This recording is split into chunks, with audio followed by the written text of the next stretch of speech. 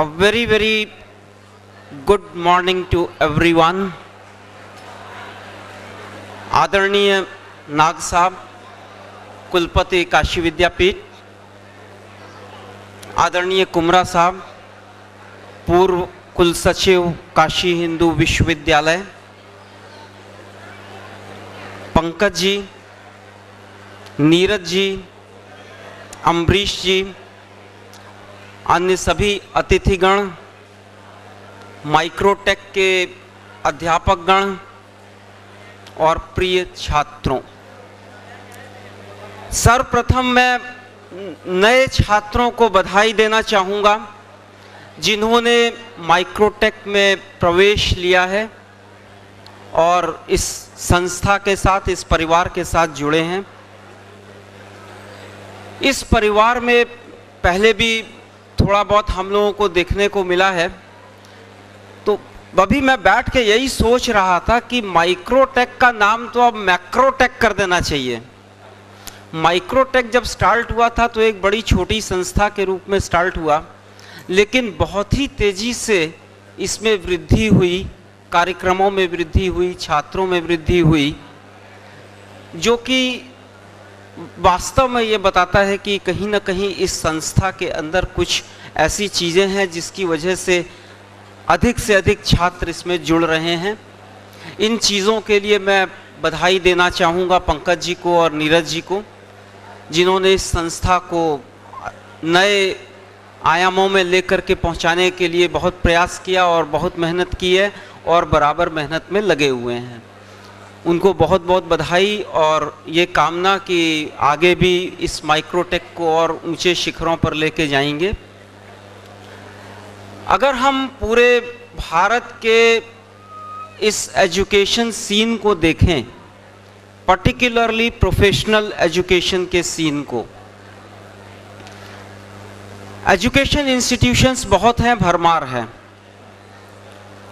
Paper में आप भी पढ़ते होंगे कि सारे एजुकेशनल इंस्टीट्यूशंस अपनी सीट्स नहीं भर पा रहे हैं, और जो भर ले रहे हैं वहाँ सबसे बड़ी समस्या है क्वालिटी एजुकेशन की, जिसको कि कुमरा साहब भी बता रहे थे। और उस क्वालिटी एजुकेशन की समस्या की वजह से जो आपके लिए सबसे ज़्यादा सोचने का विषय है कि हर आदमी बात कर रहा है, इंडस्ट्री और कंपनी बात कर रही हैं आज एम्प्लॉयबिलिटी की, यानी कि आपने एजुकेशन ले ली, डिग्री ले ली, लेकिन क्या आप डिग्री ले करके एम्प्लॉयबल हो पाए? इसका मतलब एम्प्लॉयबिलिटी अपने में लाने के लिए आपको एजुकेशन पूरे तौर पर लेनी होगी। ये खाली नॉलेज ट्रांसफ़र से नहीं होगा। नाग साहब भी इस विषय पर काफ़ी उन्होंने उसको टच करते हुए आपको जिक्र किया था कि आपको अपने में एक क्वालिटी डेवलप करने की आवश्यकता है। क्वालिटी का मतलब सिर्फ जैसे हम लोग प्रोडक्ट में देखते हैं वैसे नहीं है। क्वालिटी आपके कई आयामों में आनी चाहिए। एक एजुकेशन इंस्टीट्यूशन में हम मानते हैं कि एक चीज़ सिर्फ नॉलेज है, लेकिन नॉलेज के अलावा आपको बहुत सारी चीज़ें और सीखने की हैं। आप में वो स्किल्स आनी चाहिए जिन स्किल्स की आज देश को, कॉरपोरेट वर्ल्ड को आवश्यकता है। आप में वो आचार व्यवहार आना चाहिए जो आपसे एक्सपेक्ट किया जाता है जब आप डिग्री लेके कहीं जाते हैं। आपसे उम्मीद की जाती है कि आप में एक पर्सनैलिटी में वो चेंज आए जो कि एक अच्छे नागरिक से और एक अच्छे कॉरपोरेट सिटीजन से उम्मीद की जाती है। जिस दिशा में कुमरा साहब ने भी आपसे अनुशासन में रहने की बहुत अच्छी एक सलाह दी थी, जो अभी से अगर आप लेके चलते हैं तो आपको कॉरपोरेट जगत में और अपने आने वाले समय में उसका बहुत लाभ मिलेगा।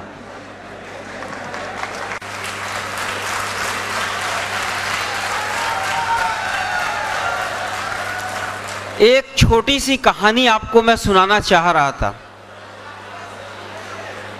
एक बंजारा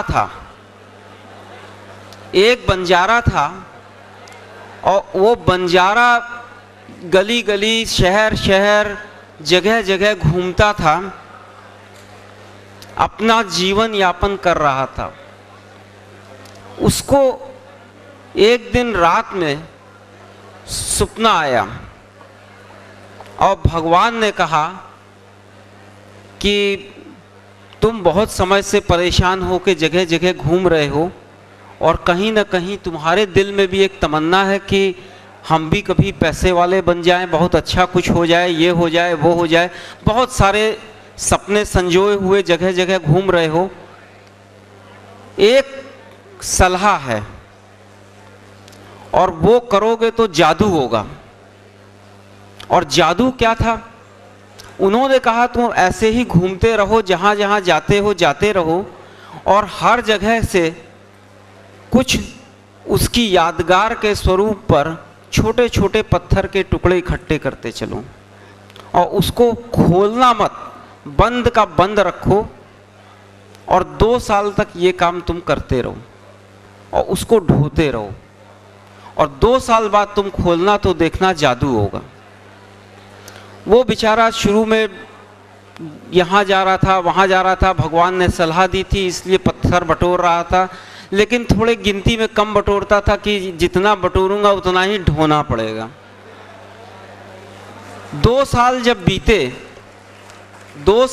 बीते तो उसने वो खोला, क्योंकि उसके पहले वो खोल नहीं सकता था। उसने ज़्यादा न ढोना पड़े इसलिए बहुत कम पत्थर बटोरे थे और जब उसने खोला तो देखा वो सारे पत्थर हीरे जवाहरात में बदल चुके थे।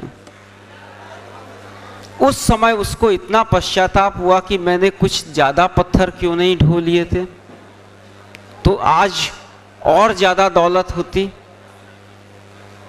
शायद यही आपके ऊपर इस तरह लागू होता है कि आप जो 2 वर्ष 3 वर्ष की पढ़ाई कर रहे हैं उसमें आप जितना कुछ संजो लेंगे वही बाद में जाकर के आपको हीरे जवाहरात में कन्वर्ट हो करके आपको सफलता देगा।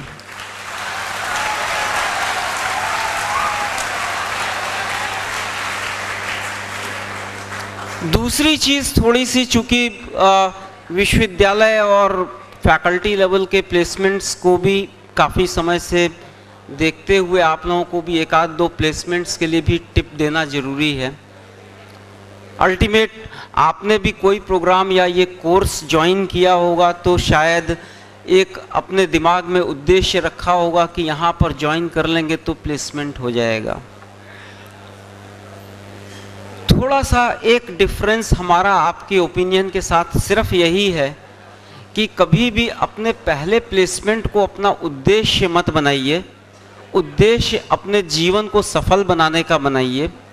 आज से 30 साल बाद आप अपने को कहाँ देखना चाहते हैं वो उद्देश्य बनाइए और उस उद्देश्य के ये सारे मील के पत्थर हैं। तो मील के पत्थर को उद्देश्य मत बनाइए, बल्कि अपने उद्देश्य को अपने जीवन के साथ जोड़ करके चलिए और देखिए, तो आपको सफलता अपने आप मिलेगी।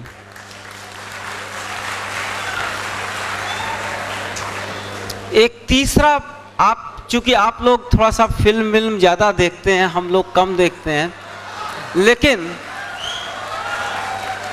फिल्म को अगर आप देखते हैं तो आपने अभी एक फिल्म देखी होगी जो रिसेंटली आई थी, BMB, भाग मिल्खा भाग। अगर आप उससे अपने को कुछ सीखना चाहें तो आप उस फिल्म को देखकर बहुत कुछ सीख सकते हैं, जो आपको सफलता की उच्चतम चीज सीमा पर पहुंचा सकता है। उसको उस अंदाज से देखिए कि आपको कितना कंसंट्रेट करके, कितना फोकस्ड हो करके अपने उद्देश्य को लेके चलना है, सारी चीज़ों को छोड़ करके।